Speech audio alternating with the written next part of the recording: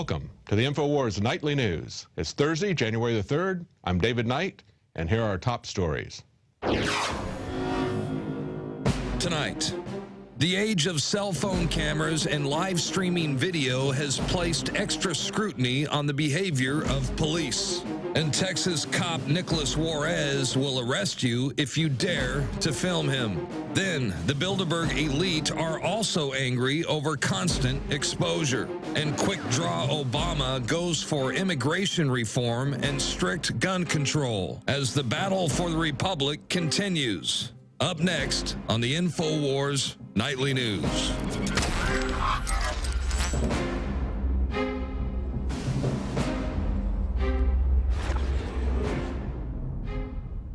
Well, tonight we've got some important breaking news from Illinois about gun ban that's being attempted there. Alex Jones is going to be filling us in on that.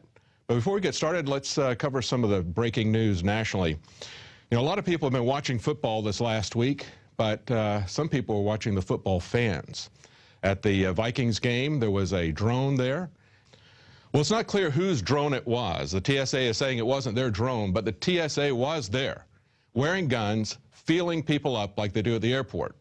We know the NFL is a big fan of the TSA and their pat-downs. They've welcomed them in with their See Something, Say Something program.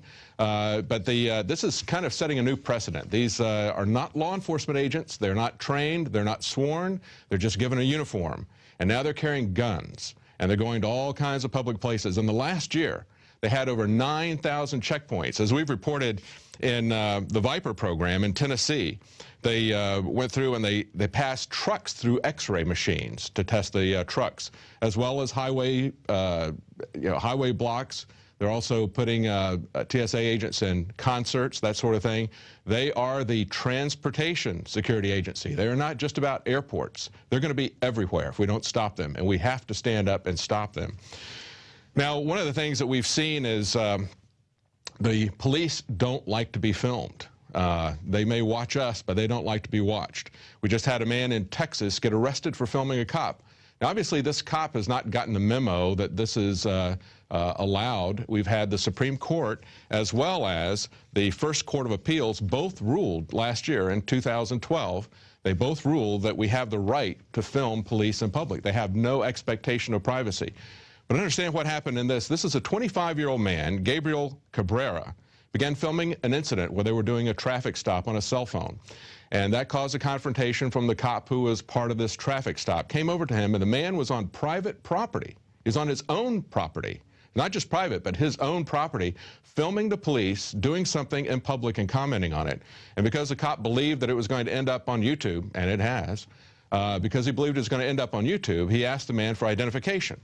And Cabrera said, what law am I breaking?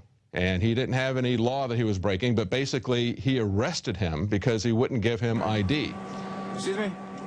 Am I breaking any, am I doing any crimes? Your ID, sir. Am I committing any crimes? Your ID, sir, because if this ends up on YouTube or something like that. Sir, you're on private property, sir. I'm just letting you know right now. I'm letting you know right now, sir. You know right now you need to show me your ID. I don't have to show you anything. I'm not committing any crimes, sir. Now you're under arrest. Okay. Now, the officer and the Texas police are saying that he didn't break any law, but they're appealing to the law, which is Section 3802, failure to identify. Now listen to this law. A person commits an offense if he intentionally refuses to give his name, residence, address, or date of birth to a peace officer who has lawfully arrested the person and requested the information. Now, this cop had not lawfully arrested this guy. He had not done anything wrong. He's standing on his own property, his own private property, filming what the police are doing in public. That is not a violation of anything he needs to be arrested for. And the cop arrested him for not giving him ID. Now, the law says that it's an offense if, after you've been arrested, you don't give the police that information. But in this case, that clearly didn't apply. Nevertheless, Assistant Police Chief Alberto Martinez told news station KRIS-TV that he didn't see anything wrong with the officer's actions. So yet again, we have the police who don't see anything wrong with what they're doing. Now, you know, someone else besides the police who don't like to be watched are the Bilderberg people. It wasn't that long ago that everybody said Bilderberg didn't exist except for a few people like Alex Jones and InfoWars. Most people were not paying attention to him, and most people, if you talk to them about it, you get blank stares or they'd even scoff at you. Now they're getting so much attention that it's getting the Bilderberg people themselves upset. Headline here is Bilderberg elite angry over constant exposure. The elitists are furious about constant exposure. 2011 proved to be a bad year for Bilderberg. Despite choosing to host their conference halfway up a mountain in a remote Swiss resort of St. Moritz, hundreds of protesters were encamped right outside their hotel.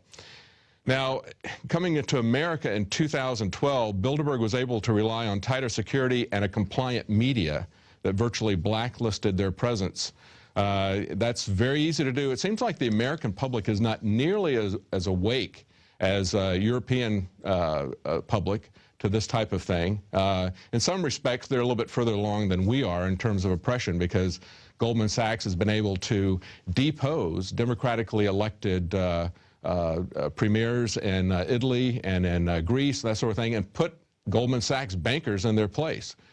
That hasn't happened here visibly yet. We know who pulls the strings behind the scenes, but the people there are seeing some of this. Maybe it's a little bit more obvious to them because they've seen a banker. Once we see a banker take somebody out of the Oval Office and just put themselves in that position, maybe people here will be a little bit more responsive to it at that time. But right now, most of the public is not aware of it as much in America as they are in Europe and other places. So they had a lot of press coverage there. They feel like they've been exposed, and you have to ask yourself, why do they act like they're a pastor who's trying to sneak into a topless bar when they go to these Bilderberg conferences? They're very much ashamed of what it is that they're doing. I think Jesus had a good commentary on it. He said, this is judgment, that light has come into the world, and men love the darkness rather than the light because their deeds are evil. The Bilderberg people know what they're doing. They know they're being watched. They don't like to be exposed, and neither do cops who are doing the wrong thing. You know, the cop who was up in Rochester, New York, that Jason Burmis filmed, he was not telling him to turn off the camera because he wasn't doing anything wrong. That officer was defending the Constitution.